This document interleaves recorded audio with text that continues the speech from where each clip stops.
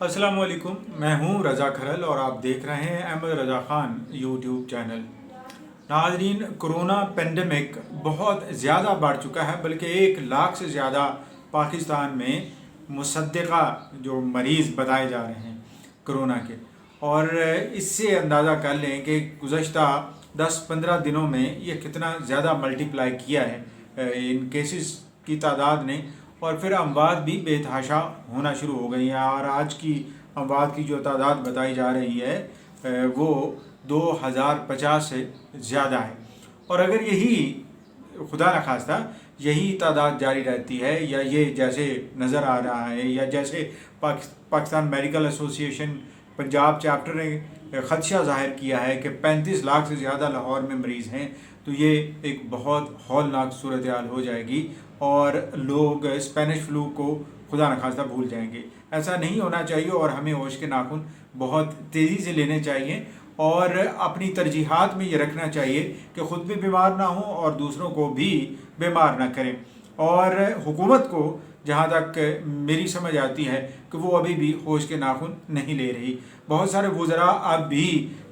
Mask के बग़ैर फिरते हैं, हालांकि WHO और दीगर इदारों की जानिब से जो रिकमेंडेशन है सबसे ज़्यादा वो यही है कि आप मास्क पहन के रखें कि कम से कम ये एक ऐसा डेटरेंट है या एक ऐसा प्रोटेक्टिव गियर है जिससे हम बच सकते हैं कोरोना के मज़ीद फैलने से या एक रुकावट पैदा हो सकती है। हालांकि ये कोई इलाज तो नहीं है, लेकिन एक प्रिवेंशन या एक प्रोटेक्शन हो सकती है।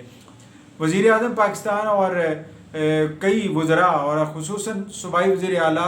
उस्मान बुज़दार ने अभी तक मास्क नहीं पहना है। उस्मान बुज़दार के अभी भी आज भी जो वीडियोस और क्लिप्स आए हैं उनमें वो मास्क पहने हुए नहीं है। अल्लाह करे कि उन्हें भी ये समझ आ जाए कि ख़ुद से वो अमल करेंगे तो ही लोग इन पर और उनकी हदायत पर अमल करना शुरू कर देंगे। SOPs आप जितनी तशहीर कर लें, लेकिन ख़ुद आप उन पर अमल नहीं करेंगे तो फिर ऐसा ही होगा कि औरों को नसीहत खुद मियाँ फसीयत, और इससे फिर बेहतरी की गुंजाइश या उम्मीद रखना अबस हो जाएगा या बिल्कुल नहीं रखनी चाहिए।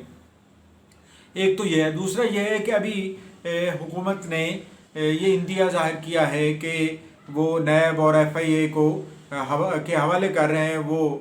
जो लिस्टें हैं या वो कमीशन की रिपोर्ट है शुगर और आटे के हवाले से, और फिर वो मुनासिब वक्त पर उनके खिलाफ एक्शन लेंगे। अब हुकूमत ने जिस तुनदही के साथ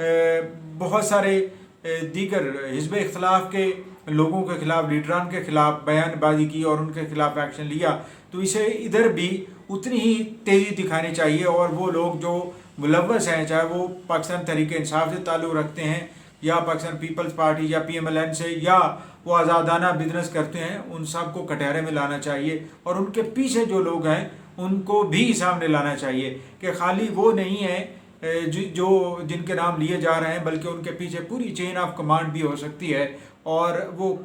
जहाँ तक वो डोरी जाती है वो होना चाहिए, चाहे उसमें खुद ही क्यों ना PTI की लीडरशिप मुलव्वस हो। और बहुत हद तक ये लगता है कि ये जिम्मेदारी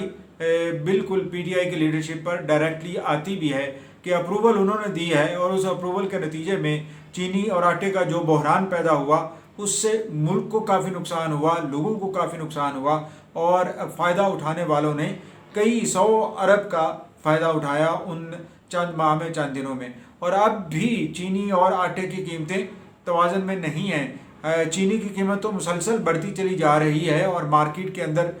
ये एक हिजान की सी कैफियत है। इस पर हुकूमत को देखना चाहिए कि कहीं खुद तो जिम्मेदारी नहीं है उनकी, और अगर है तो फिर रजामंदी से